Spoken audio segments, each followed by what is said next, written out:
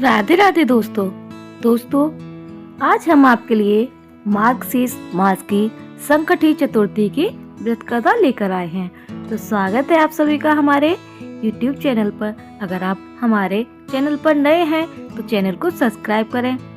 तो एक बार पार्वती जी ने गणेश जी से पूछा कि अघन कृष्ण चतुर्थी संकटा कहलाती है, उस दिन किस गणेश की पूजा किस रीति से करनी चाहिए। गणेश जी ने उत्तर दिया कि हे हिमालय नंदिनी, अघन मास में पूर्वोक्त रीति से गजानन नामक गणेश की पूजा करनी चाहिए। पूजन के बाद अर्घ देना चाहिए। दिन भर व्रत रहकर पूजन के बाद ब्राह्मण को भोजन कराकर जौ, तेल, चावल, चीनी और घी का संकला बनाकर हवन कराएं तो वह अपने शत्रु को वशीभूत कर सकता है। इस संबंध में हम एक प्राचीन इतिहास सुनाते हैं। प्राचीन काल में त्रेता युग में दशरथ नाम के एक प्रतापी राजा थे। उन राजा को आखेट बहुत प्रिय था। एक बार अनजाने में ही उन्होंने एक श्रवणकुमार नामक ब्राह्मण का आखेट से वध कर दिया। उस ब्राह्मण के अंधे माँ बाप ने राजा को श्राप दिया कि जिस प्रकार हम लोग पितृ शोक में मर रहे हैं, उसी भांति तुम्हारा भी पुत्र शोक में मरण होगा। इससे राजा को बहुत चिंता हुई। उन्होंने पुत्र यष्टि यज्ञ कराया। फलस्वरूप जगदीश्वर ने राम रूप में अवतार लिया। भगवती लक्ष्मी जानकी के रूप में अवतरित हुई। पिता की आज्ञा पाकर भगवान राम, सीता और लक्ष्मण सहित वन को गए, जहां उन्होंने खरदूषण आदि अनेक राक्षस व राक्षसों का वध किया। इससे क्रोधित होकर रावण ने सीता जी का अपहरण कर लिया। सीता जी की खोज में भगवान राम ने पंचवटी का त्याग कर दिया और ऋषिमुख पर्वत पर पहुंचकर सुग्रीव के साथ मित्रता की। तत्पश्चात सीता जी की खोज में हनुमान आदि वानर तत्पर हुए।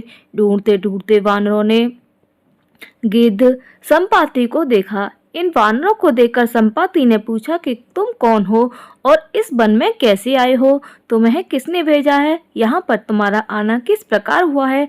संपाति की बात सुनकर वानरों ने उत्तर दिया कि भगवान विष्णु के अवतार दशरथ नंदन राम जी सीता और लक्ष्मण जी के साथ दंडक वन में आए हैं। वहाँ पर उनकी पत्नी सीता जी का अपहरण कर लिया गया है। हे मित्र, इस बात को हम लोग नहीं जानते कि सीता जी कहाँ हैं। उनकी बातें सुनकर संपाति ने कहा कि तुम सब रामचंद्र जी के सेवक होने के नाते हमारे मित्र हो। जानकी जी का जिसने हरण किया है वह जिस स्थान पर है वह मुझे मालूम है। सीता जी के लिए मेरा छोटा भाई जटायु अपने प्राण गंवा चुका है। यहाँ से थोड़ी ही दूर पर समुद्र है और उस समुद्र के उस पार राक्षस नगरी है। वहाँ अशोक के पेड़ के नीचे सीता जी बैठी हुई हैं। रावण द्वारा अपहरित सीता जी अभी भी मुझे अशोक वृक्ष के नीचे बैठी हुई दिखाई दे रही हैं। आप सब में हनुमान जी नामक एक परम शक्तिशाली वानर हैं, अतः उन्हें वहां जाना चाहिए। केवल हनुमान जी ही अपने पराक्रम से समुद्र लांघ सकते हैं, अन्य कोई भी इस कार्य में समर्थ नहीं है। संपाति की बात सुनकर हनुमान जी ने पूछा कि हे संपाति, इस विशाल समुद्र को मैं किस प्रकार पार कर सकता हूँ? जब हमारे सब वानर उस पार जाने में असमर्थ है तो मैं ही अकेला कैसे पार जा सकता हूँ? हनुमान जी की बात सुनकर संपाति ने उत्तर दिया कि हे मित्र, आप संकटनाशक गणेश चतुर्थी का व्रत कीजिए। उस व्रत के प्रभाव से आप समुद्र को क्षण भर में पार कर लेंगे। संपाति के आदेश से संकट चतुर्थी के उत्तम व्रत को हनुमान जी ने किया। हे देवी, इसके प्रभाव से हनुमान जी क्षण भर में समुद्र को लांघ गए। इस लोक में इसके समान सुखदायक कोई दूसरा व्रत नहीं है। श्री कृष्ण जी कहते हैं कि महाराज युधिष्ठिर, आप भी इस व्रत को कीजिए। इस व्रत के प्रभाव से आप क्षण भर में अपने शत्रुओं को जीतकर संपूर्ण राज्य के अधिकारी बनेंगे। भगवान कृष्ण का वचन सुनकर युधिष्ठिर ने गणेश चतुर्थी का व्रत किया। इस व्रत के प्रभाव से वह अपने शत्रुओं को जीतकर राज्य के अधिकारी बन गए। तो प्रेम से बोलिए गणेश भगवान की जय। तो दोस्तों, इस दिन प्रातःकाल उठकर नित्य कर्म से निवृत्त होकर निवृत्त हो, शुद्ध होकर स्वच्छ वस्त्र धारण करके श्री गणेश जी का पूजन पंचोपचार अर्थात धूप, दीप, नैवेद्य, अक्षत और फूल से करें। इसके बाद हाथ में जल तथा दुर्वा लेकर मन ही मन श्री गणेश जी का ध्यान करते हुए व्रत का संकल्प करें। मम सर्व कर्म सिद्ध है पूजनीय मम करिसम।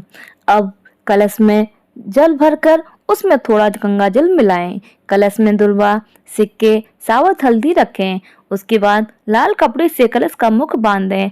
गणेश जी की प्रतिमा स्थापित करें। पूरे दिन श्री गणेश जी के मंत्र का उच्चारण करें। संध्या को दोबारा स्नान कर शुद्ध हो जाएं। श्री गणेश जी के सामने सभी पूजन सामग्री के साथ बैठ जाएं। विधि विधान से गणेश जी का पूजन करें। वस्त्र अर्पित करें।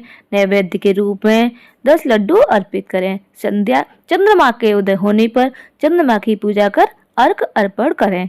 गणेश चतुर्थी की कथा सुने अथवा सुनाएं। जौ, चावल, चीनी, तिल व घी से हवन करें। तत्पश्चात गणेश जी की आरती करें। 5 लड्डू प्रसाद के रूप में बांट दें और शेष 5 अगले दिन ब्राह्मण को दान में दे दें।